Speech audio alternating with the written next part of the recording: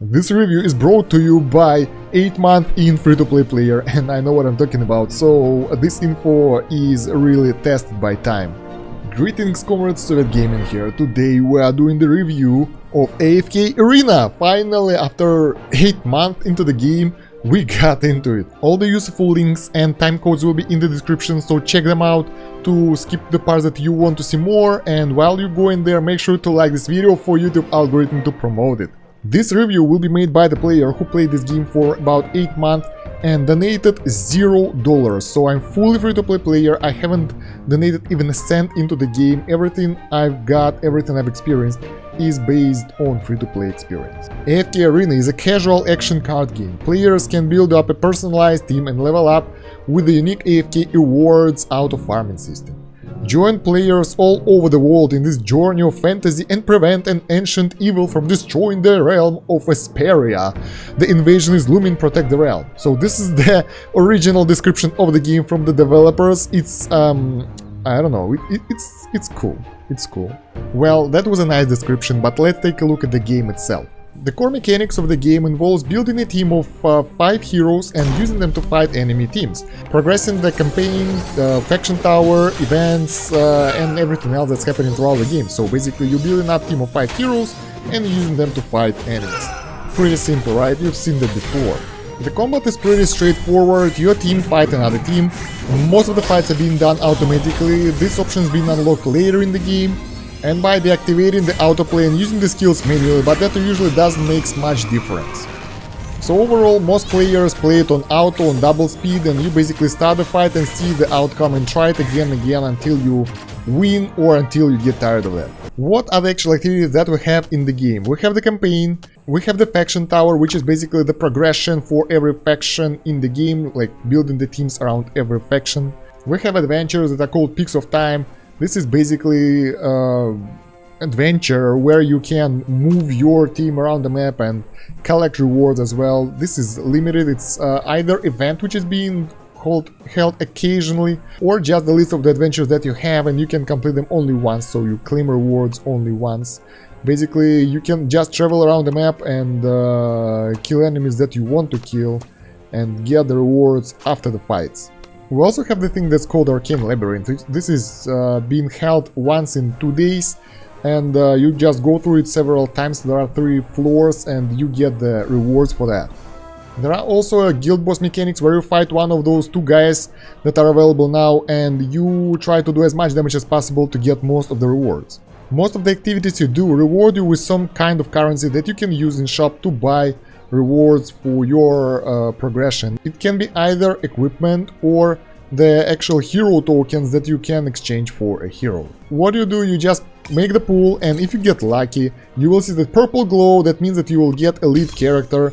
That is actually a pretty cool drop, and the chances are different. So it's for friend points, chance to pull elite hero is 2.41%.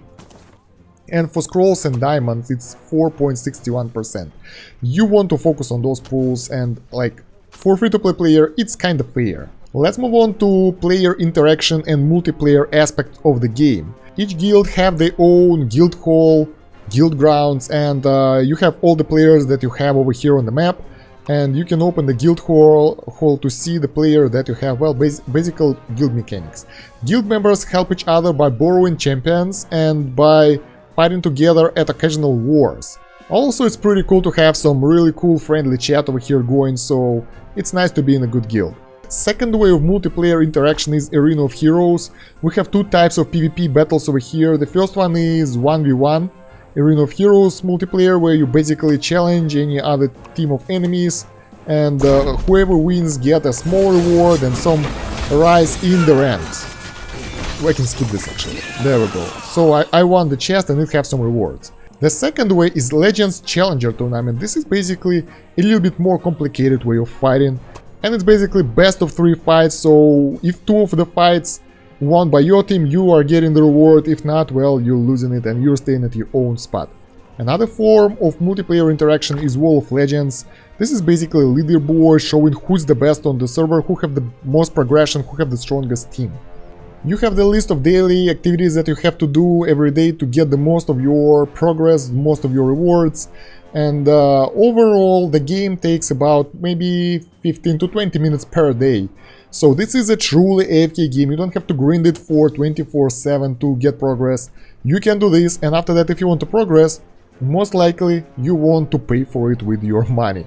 So for free-to-play players, you can dedicate like 20 minutes per day and you are good. So the overall gameplay score will be 9 out of 10 because some of the features in this game are unavailable for free-to-play players, for example Stargazer or that PvP arena for Legends Championship. It's totally useless for free-to-play players. They will never be able to profit from that unless the developers will change something. Considering the graphics, the in-game graphics is kinda cartoonish. We have the character arts over here and they are pretty cool. The actual characters are 2D, they are well painted. What I like about them, they don't have the huge heads on their tiny bodies, so that's what drew me to this game in the very beginning, because most of the team-based games, they have those huge heads on the characters when they're fighting and it looks ugly. Here they are kind of proportional and they look pretty cool, I should say. The combat animation and the actual graphics is pretty nice. Characters move around the field, so they're not just being stuck in the one places and doing basic animations, so overall I would say the graphic is pretty good. Overall I will rate graphics at 7 out of 10 because the animation is pretty good, but it's still 2D animation, it's not 3D animation, and the graphics is pretty simple, but it's neat and pleasant to the eye. As for the controls, I think for this kind of mobile game where you don't have that many of action available for you, we should judge interface mostly. So overall interface in this game is pretty neat. I like how everything is located, you have everything available for you close to your hands, and I haven't seen any major problems with it. As you progress through the game, you will have the options to skip battle by actually pressing one button instead of fighting it all, to skip the boss battles by just pressing the quick battle after you made one fight per day, and by automating the rest of the stuff by, just clicking do it automatically. And it doesn't require any special items as most of the games have, so I like it as well. It's free-to-play player, you will get access to those after some time of playing, like you have to get to some level to unlock those, so for starters you will have to do it manually. And there are still some small issues over here with the interface. For example, if we're looking for some player name and we want to look for April, for example, and we will start typing her name with a small letter, not capital one, we won't find her. So yeah, it have some minor issues, but those are not critical. Overall, I will give it 9 out of 10 for controls because the functions that are not working properly are rarely used. Next one is sound effects and music. I like the sound effects. Every character is voiced over. Every movement they have is voiced over. They have different personalities, different voices. So yeah, the overall sounds and in this game are pretty good. Considering the music, I've actually written most of it for you guys and it's going throughout the most of this video and it's fantastic as well. So they made a fantastic job on the sound and music for the mobile game. I really like it. I'll give it 10 out of 10. It's still pleasant to the ear after 8 months. And now we're moving to the most interesting part of the video. Is it free-to-play or pay-to-win game? Personally, I find it really free-to-play friendly. For example, I haven't donated anything and I've got pretty far into the game. I compared myself with other pay-to-win players who donated thousands of dollars. They are not that far away from me.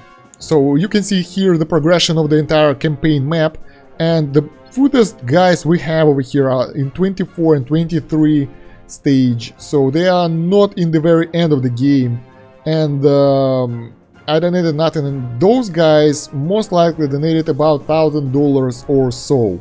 So you can really progress well as free-to-play player unless you are aiming for top spots in PvP. Everything else is scaled to your level, but PvP is really hard for free-to-play. For example, I will never take the top spot over here, or anywhere. But overall, I like this game, I enjoy it, and I like that it doesn't take that much time, and it's really free-to-play friendly. I managed to save up 15,000 diamonds. That is really a lot. I'm saving them up for the summon session, actually. So yeah, you can get the premium currency through the daily quests, through the events, you can get premium champions through the events, and everything is accessible for the free-to-play player. It just takes a bit longer as always, so I will give it 3 out of 10, so it is more inclined toward free-to-play game than pay-to-win. So what can I say? This game is really interesting. It really hooked me up long ago, and it's still going. I still like it, and I'm still playing it even now. Overall, I think this game deserves its score of 9 out of 10 because it's really good, it's really polished. The developers are really interested in making the game better, and they are making the update, making the new content and new features. So overall, it's still evolving and it might become even better or worse, but it depends. As always, all the links will be in the description, so check out the game, check out the Discord server that we've got, and every social media that you want. Don't forget to subscribe to the channel and hit that bell button so you won't miss anything new. Also like this video and write in the comments what do you think about this game if you played it. That's about it for now. Soviet out. See ya, comrades. Bye.